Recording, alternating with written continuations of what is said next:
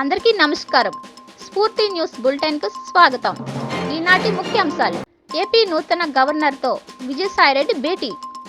ఆంధ్రప్రదేశ్ రాష్ట్ర నూతన గవర్నర్‌గా నియమితులైన జస్టిస్ అబ్దుల్ నజీర్‌ను రాజ్యసభ సభ్యులు, వైకాపా జాతీయ ప్రధాన కార్యదర్శి విజయసాయిరెడ్డి న్యూఢిల్లీలో ఆయన స్వగృహంలో మంగళవారం మర్యాదపూర్వకంగా కలిసి అభినందనలు తెలియజేశారు.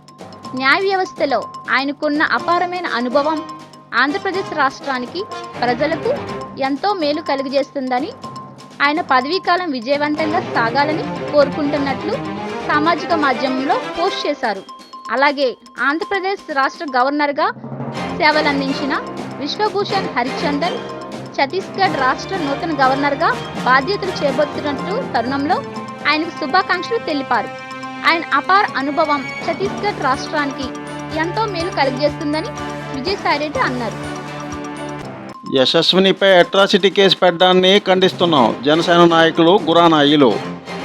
బొగ్గుల దెబ్బ వద్ద నివాసం ఉంటున్న నిరుపేదల ఇల్లు తొలగింపును నిరసిస్తూ బాధితుల తరపున ప్రశ్నించినందుకు పాలవలస యశస్వినిపై అట్రాసిటీ కేసు నమోదు చేయడాన్ని జనసేన పార్టీ తరపున తీవ్రంగా ఖండిస్తున్నామని గురానా అయ్యలు మంగళవారం ఒక ప్రకటనలో తెలిపారు. వెంటనే ఆమెపై పెట్టిన కేసును వెనక్కి తీసుకోవాలని ఆయన డిమాండ్ చేశారు. అధికార పార్టీకి చెందిన కౌన్సిలర్ ఇలా తప్పుడు కేసు పెట్టడం దురదృష్టకరమని అయ్యలు అన్నారు. ఇలాంటి సంస్కృతి రాజకీయాల్లో శ్రేయస్కరం కాదని ఆయన పేర్కొన్నారు. కేసులకు తమ పార్టీ నాయకులు భయపడే ప్రసక్తి లేదని అన్నారు. న్యాయపరంగా కేసులను ఎదుర్కొంటామన్నారు. ఎమ్మెల్సీ ఎన్నికల ఏర్పాట్లు పూర్తిస్థాయిలో చేయాలి.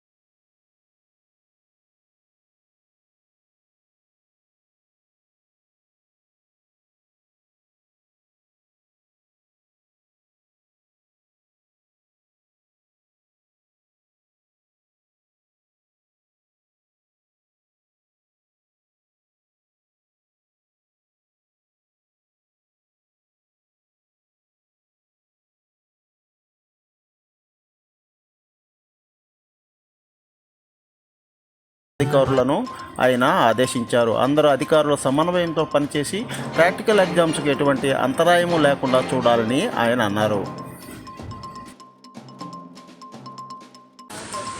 షార్ట్ సర్క్యూట్తో కారు దగ్ధం.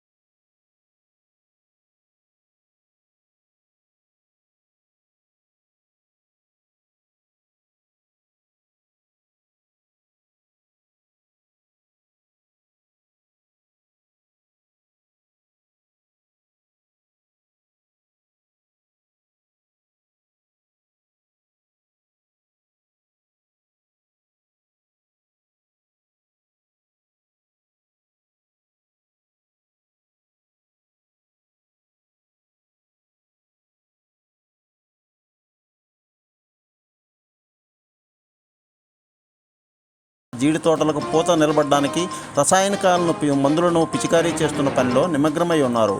వాతావరణం అనుకూలంగా ఉంటే ఈ ఏడాది దిగుబడి ఎక్కువగా సాధించవచ్చన్న ఆశాభావం రైతుల్లో కనిపిస్తోంది. ఘనంగా తలుపులమ్మ తల్లి పండగ.